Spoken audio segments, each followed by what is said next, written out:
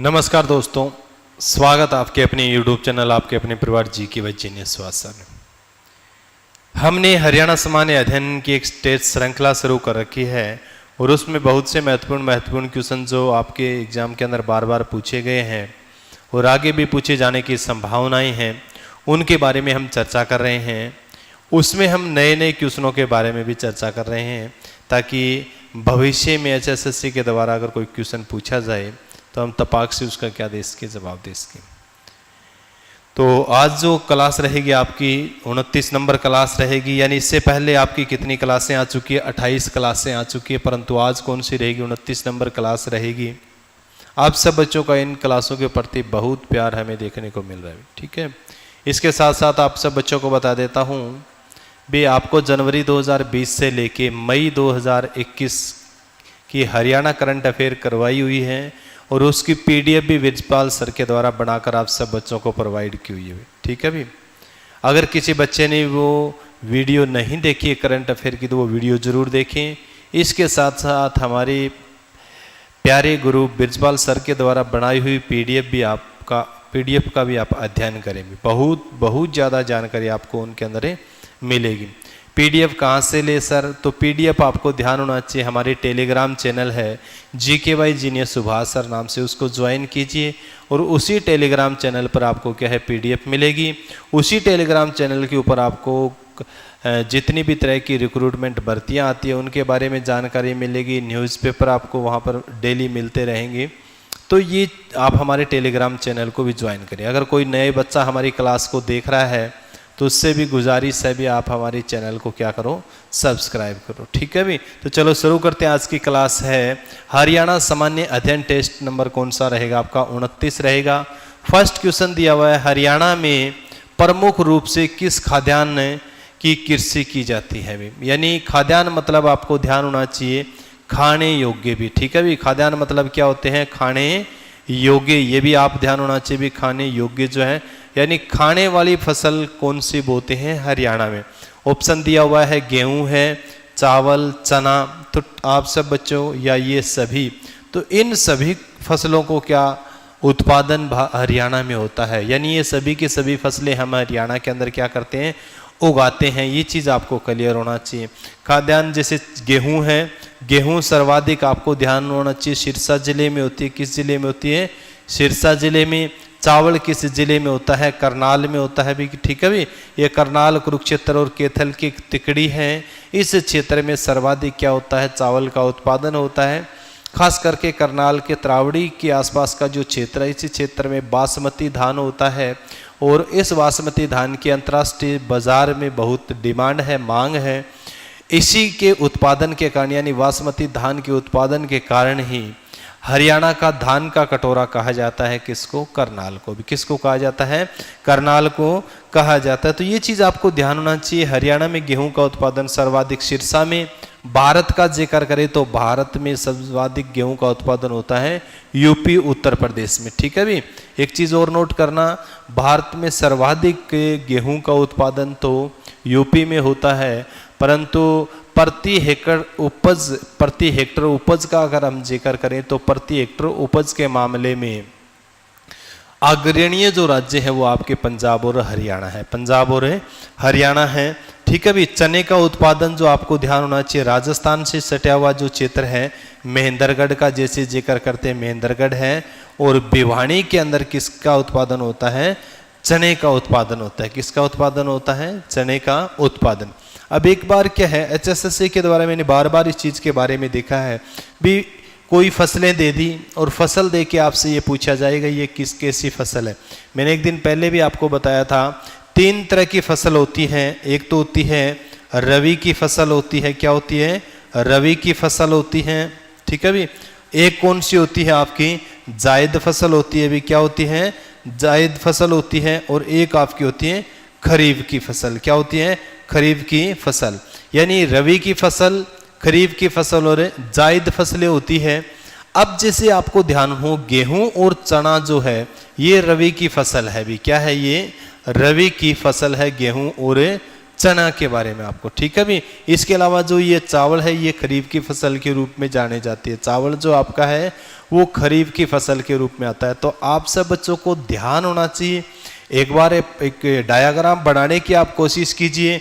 Diagram कैसे बनाओगे, ऐसे के डायग्राम बनाओगे आप, यहाँ लिखोगे, क्या लिखोगे, फसलें, क्या लिखोगे, फसलें। फसलें मतलब खरीफ रबी की जो फसलें लिखोगे, यहाँ पर रबी की फसल लिखोगे, यहाँ पर खरीफ की फसल लिखोगे, यहाँ जायद फसलें लिखोगे। उसके आगे फिर आप लिखते जाओगे कौन कौन सी जैसे फसल होती है। जैसे कपास है, अभी आपको ध्यान होना चाहिए खरीफ की फसल है। एक चीज़ आपको मैंने पहले भी इस चीज़ के बारे में बताया है, फिर भी आप सब बच्चों को एक चीज़ और जानकारी दे देता हूँ इस चीज़ के बारे में। ये जो फसलें होती है ना, जायद फसल हो गई, या फिर आपने जैसे पढ़ा है खरीफ की फसल है, रबी की फसल है, इनके बोने से संबंधित या काटने से संबंधित भी बार बार HSSC के द्वारा क्या है क्वेश्चन है पूछे गए हैं। ये चीज भी आपको क्लियर होना चाहिए। जैसे रबी की फसल का हम जिक्र करते हैं तो अक्टूबर नवंबर में बोई जाती है, मार्च अप्रैल में काट ली जाती है। इसी तरह से खरीफ की फसल का जिक्र करते हैं जून जुलाई में बोई जाती है और सितंबर अक्टूबर में काट ली जाती है, ठीक है। मार्च अप्रैल के काटने के बाद रबी की फसल कुछ समय जब जमीन खाली रह जाती है उस दौरान कौन सी फसलें की जाती है, जायद फसलें। कौन सी है, जायद फसलें प्राप्त की जाती है, जिनको चारा फसल के नाम से भी क्या है हमें जानते हैं। तो ऐसे अलग अलग क्वेश्चन बनते हैं। इसके अलावा जैसे एक चीज और भी आपको ध्यान होना चाहिए, इन फसलों के नाम भी, जैसे रबी की फसल है, मैंने एक दिन बताया था आषाढ़ी की फसल कहा जाता है, खरीफ की जो फसल है उसको सावणी की फसल के नाम से जाना जाता है, ठीक है भी। तो ये चीज आपको क्लियर होना चाहिए। उसके बाद में जैसे हम कई बार ये क्वेश्चन रिपीट हुआ है भी, सरसों का सर्वाधिक उत्पादन किस जिले में होता है। सरसों पहले हम पढ़ते थे महेंद्रगढ़ में सर्वाधिक उत्पादन होता है, परंतु अब सरसों का सर्वाधिक जो उत्पादन होता है वो भिवानी जिले के अंतर्गत होता है, ठीक है भी। यानी हरियाणा में अगर आपसे पूछे नेक्स्ट एग्जाम के अंदर आपसे पूछा जाए भी हरियाणा के किस जिले में सर्वाधिक सरसों का उत्पादन होता है, महेंद्रगढ़ ऑप्शन न दिया हो उसमें, ठीक है भी, और महेंद्रगढ़ और भिवानी दिया भी हो, तब भी हमें भिवानी के ऊपर जाना, क्योंकि भिवानी में सर्वाधिक है किसका उत्पादन होता है, आपको ध्यान होना चाहिए सरसों का। बाजरे का अभी जिक्र करें, बाजरा जो मोटा अनाज है ना, बाजरा भी सर्वाधिक कहां पर होता है वो भी आपको ध्यान होना चाहिए, भिवानी। एक बार HSSC में मंडी सुपरवाइजर का एक मैं इंटरव्यू देने के लिए गया हुआ था, तो वहां पर ये क्वेश्चन पूछा गया था भी कम पानी वाला मोटा अनाज खाद्य पदार्थ कौन सा है, खाने जो खाद्यान्न फसल कौन सी है, मोटा जो अनाज है। तो आपको ध्यान होना चाहिए बाजरा है भी, क्या है, बाजरा है, जिसमें कम पानी की क्या होती है आवश्यकता होती है और थोड़े समय की क्या होती है आपकी फसल होती है भी, ठीक है भी। तो इसमें पानी की कम आवश्यकता होती है, खाद्यान्न फसल भी है, मोटा अनाज के रूप में भी जाना जाता है। तो सरसों और बाजरा जो हरियाणा के किस जिले में सर्वाधिक होता है वो आपके भिवानी जिले के अंतर्गत होता है। किसमें, भिवानी जिले में। और भी पढ़ सकते हो, जैसे गन्ना का जिक्र करें तो गन्ना जो आपका होता है यमुनानगर में भी कहाँ होता है, यमुना नगर का जैसे आप जिक्र करते हो। मक्का का जैसे जिक्र करोगे तो मक्का आपका पंचकुला जैसे जिक्र करोगे। सूरजमुखी जैसे आप जिक्र कर सकते हो, सूरजमुखी सनफ्लावर जिसको पढ़ते हो, के कुरुक्षेत्र का आप जिक्र कर सकते हो। कुरुक्षेत्र खासकर शाहबाद का जो क्षेत्र है, इस क्षेत्र में सनफ्लावर या अर्थात है सूरजमुखी की क्या होती है, खेती होती है। तो ये चीज आपको पढ़ना चाहिए, ठीक है।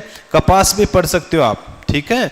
कपास का सर्वाधिक उत्पादन जो होता है कपास का वो सिरसा में होता है भी। किसका होता है, सिरसा में।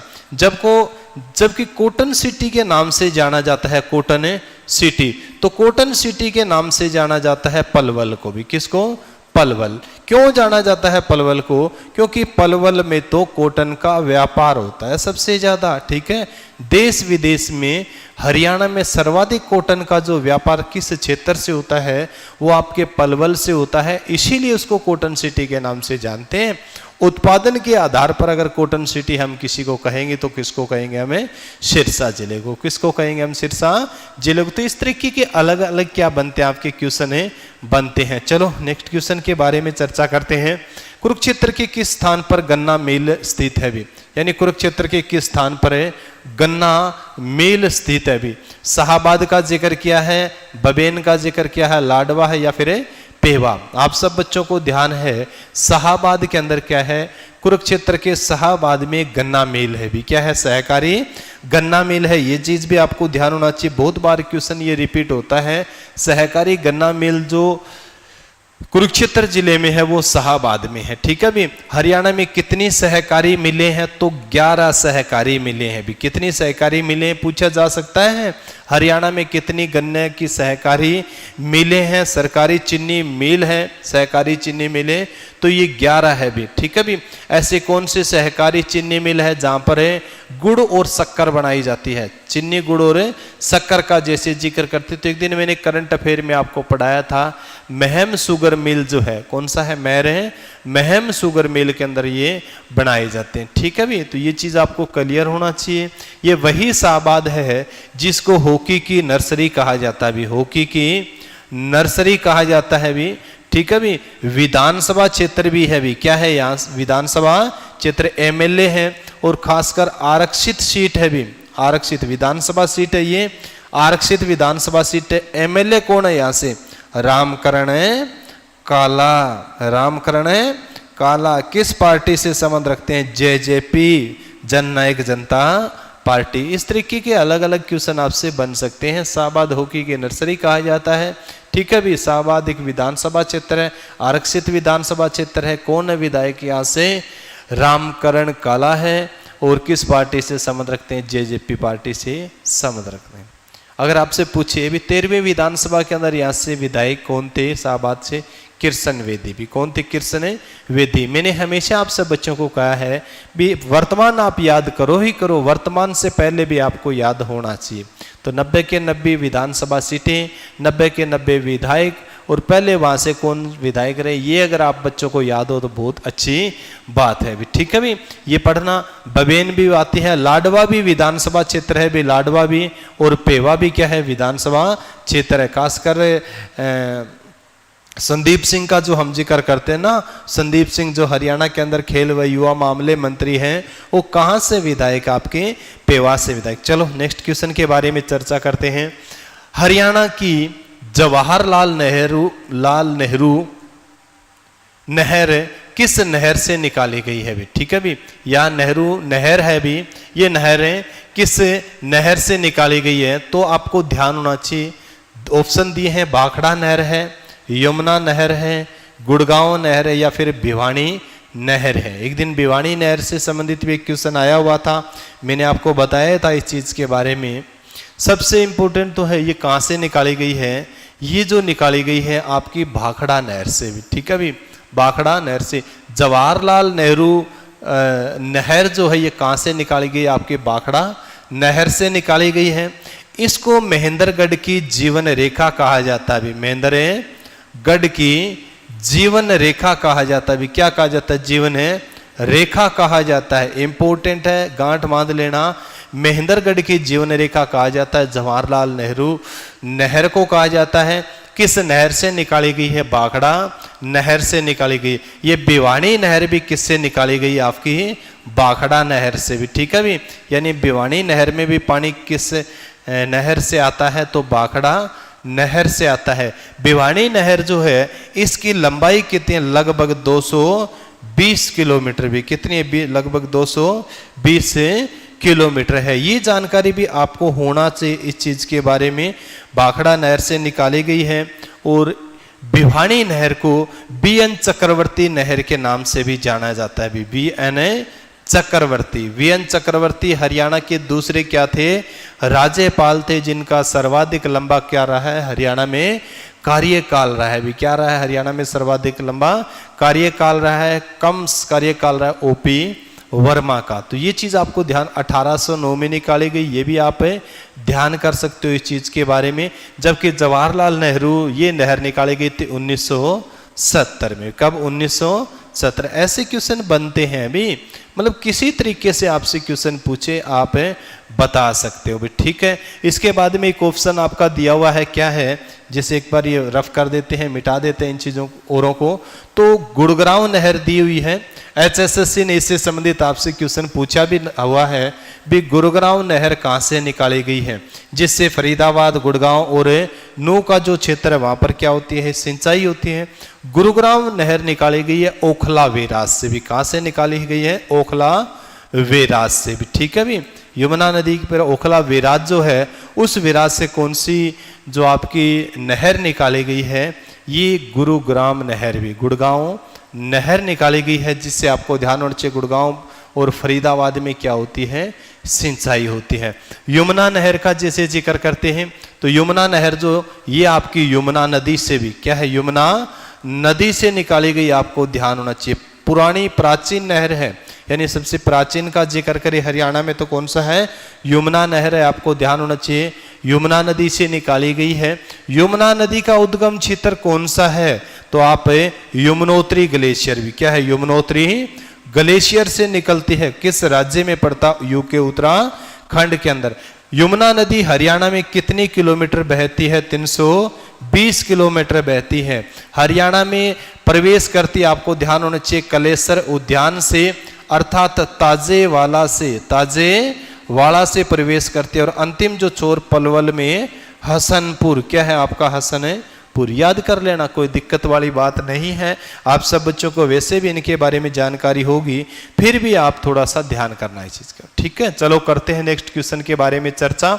कितने क्वेश्चन बना सकते हो भी, आप सब बच्चों पे डिपेंड करता है।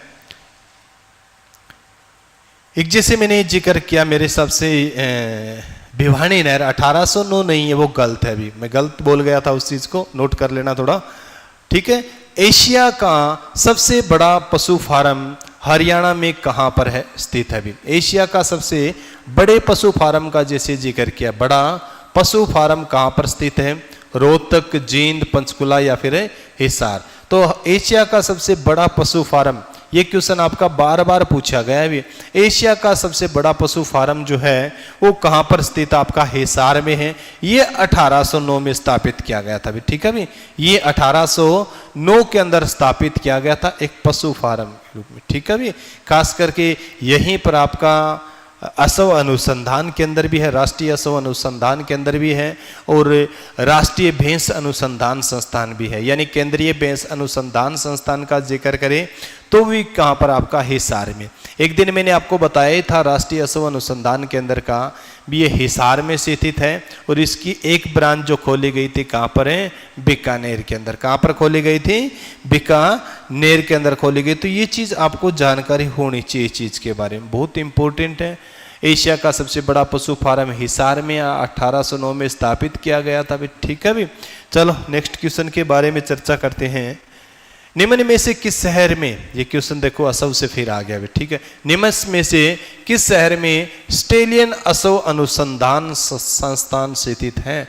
स्टेलियन असव अनुसंधान संस्थान टोहाना है, लोहारू है, हांसी है या फिर फतेहबाद का जैसे जिक्र किया है। ठीक है भी, इंपॉर्टेंट है, पता होना चाहिए चीज के बारे में। और HSSC ने इस क्वेश्चन को एक बार पूछने का भी काम किया था, जानकारी होनी चाहिए। तो ये टोहाना में है भी, कहां पर आपका, टोहाना के अंदर।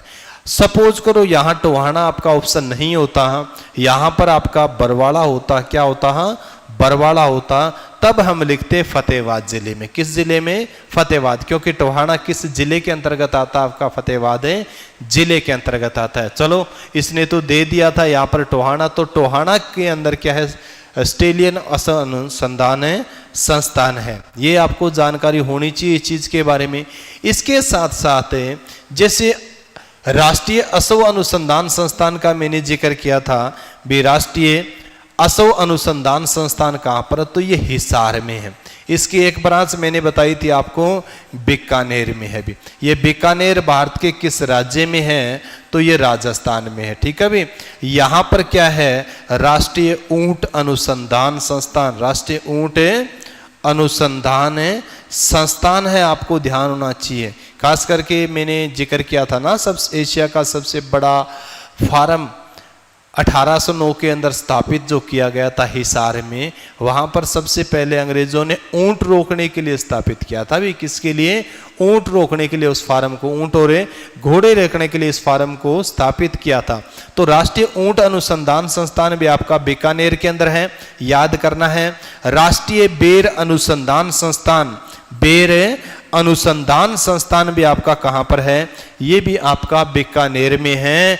बेर को कहा जाता है गरीब का सेब। क्या कहा जाता है? गरीब का सेब कहा जाता है। ये भी आपको नोट करना है भी, ठीक है भी। तो राष्ट्रीय ऊंट और राष्ट्रीय बेर अनुसंधान संस्थान आपका बीकानेर में है। राष्ट्रीय असव अनुसंधान संस्थान आपका हिसार में है, उसकी एक ब्रांच बीकानेर में भी स्थापित है भी, ठीक है। राव भिक्का का जैसे जिक्र करते हैं, उनके द्वारा बसाया हुआ शहर है बीकानेर, जहाँ के रसगुल्ले बहुत फेमस है भी, ठीक है। ये चीज आप पढ़ा करो। ऊंट है, इसको राजस्थान का रेगिस्तान का झाज कहा जाता है। ऊंट को क्या कहा जाता है? रेगिस्तान का झाज कहा जाता है, ठीक है। भी कभी ऊंट के बारे में पढ़ाएंगे विस्तृत रूप से। विश्व में सर्वाधिक ऊंट कहाँ पाए जाते हैं, किस देश से आया? अरब देश से आया। अभी ये ऊंट कहाँ से आया है? अरब देश से आया है। तो ये जानकारी आपको होना चाहिए। इसके साथ साथ देखो, एक दो ऑप्शनों के बारे में भी हम चर्चा करते हैं। ऑप्शन जो आपके दिए हुए हैं, जैसे दिया हुआ है लोहारू, क्या है? लोहारू का जैसे जिक्र किया है, तो लोहारू का जैसे जिक्र करते हैं इस चीज के बारे में, लोहारू, तो लोहारू के अंदर बकरी प्रजनन के अंदर स्थापित किया जाएगा। अभी लोहारू के अंदर क्या स्थापित किया जाएगा? बकरी प्रजनन के अंदर स्थापित किया जाएगा। अभी हाल ही में 12 मार्च को जो बजट पेश हुआ था हरियाणा का, 12 मार्च 2021 को, उस बजट के अंदर इसके बारे में प्रावधान किया गया था। अभी लोहारू के अंदर बकरी प्रजनन के अंदर स्थापित किया जाएगा, ठीक है भी। हांसी आप जानते हैं हिसार जिले के अंतर्गत आता है। फतेहाबाद एक जिला है जो 15 जुलाई 1997 को एक जिले के रूप में अस्तित्व में आया था, जिसका प्राचीन नाम क्या था? एकदार था। चलो नेक्स्ट क्वेश्चन के बारे में चर्चा करते हैं। हरियाणा में निम्नलिखित में से किस स्थान पर सहकारी दूध संयंत्र खुले हुए हैं? इंपॉर्टेंट क्वेश्चन है भी, ध्यान करना इस चीज के बारे में। यानी निम्न में से किस स्थान पर सहकारी दूध संयंत्र खुले हुए हैं? ऑप्शन दिया है जींद है, भिवानी, अंबाला। उपरोक्त सभी स्थानों पर, तो उपरोक्त सभी स्थानों पर क्या है? आपके सहकारी दूध संयंत्र खुले हुए हैं। सिरसा भी अगर हो तो सिरसा में भी आपको ध्यान होना चाहिए। वीटा का जैसे आप जिक्र करते हो ना, वीटा दुग्ध संयंत्र जो है वो हरियाणा सहकारी दूध से अंतर्गत ही आते हैं। सबसे पहले खोला गया था वो जींद के अंदर खोला गया था। सबसे पहले कहाँ खोला गया था? जींद। इसीलिए जींद में सर्वाधिक क्या पाई जाती है? भैंस पाई जाती है, आपको ध्यान होना चाहिए, ठीक है। और दुग्ध का उत्पादन यहाँ पर सर्वाधिक होता है, भी दुग्ध का उत्पादन है सर्वाधिक होता है, इसीलिए इसको दुग्ध नगरी के नाम से भी जाना जाता है। भी दुग्ध नगरी के रूप में किसे जाना जाता है? जींद को जाना जाता है। भी ऑपरेशन फ्लड का जिक्र करें तो किससे संबंधित है? दुग्ध उत्पादन से संबंधित है। किसने चलाई थी दुग्ध से उत्पादन ऑपरेशन फ्लड का? वर्गीज कुरियन, वर्गीज कुरियन। और वर्गीज कुरियन भारत के किस राज्य से संबंध रखते हैं? गुजरात राज्य से संबंध रखते हैं। और मैंने बार बार आप सब बच्चों को बताया ही है भी, वर्गीज कुरियन जो था ना, कौन था? वर्गीज कुरियन। तो वर्गीज कुरियन ये भारत के किस राज्य से संबंध रखते थे? गुजरात। और गुजरात के आणंद का जैसे जिक्र करें, किसका जिक्र करें? आणंद। आणंद में इन्होंने छोटी सी क्या लगाई थी? एक सहकारी डेयरी लगाई थी, जिसको आजकल हम किस नाम से जानते? अमूल। किस नाम से? अमूल। आप सब बच्चों को ध्यान होना चाहिए। कहते हैं ना बच्चों को, अमूल की चॉकलेट है, अमूल के प्रोडक्ट यूज करते हैं, दूध है, अमूल का दही है, अमूल की आइसक्रीम है, ये जो प्रयोग करते हैं ये उसी डेयरी से आते हैं, वर्गीज कुरियन का, जिसे हमें जिक्र करते हैं। अमूल की फुल फॉर्म होती है, याद करना, फुल फॉर्म मैंने हमेशा आप सब बच्चों को कहा है, ज्यादा से ज्यादा याद करो। अमूल मीन्स होता है आनंद मिल्क यूनियन लिमिटेड। आनंद मिल्क यूनियन लिमिटेड, ये अमूल की क्या होती है? फल फॉर्म होती है, ठीक है भी। तो आज की बड़ी महत्वपूर्ण क्लास थी, सैकड़ों क्वेश्चन बनाने की मैंने आपके सामने कोशिश की थी। आपसे भी आशा है आप सब बच्चे भी इनको ध्यानपूर्वक पढ़ेंगे, क्वेश्चनों को याद करेंगे। एक चीज़ मैं नोट करता हूँ, मैं आप सब बच्चों को बताऊँ, एक्सपीरियंस है मेरा इनका।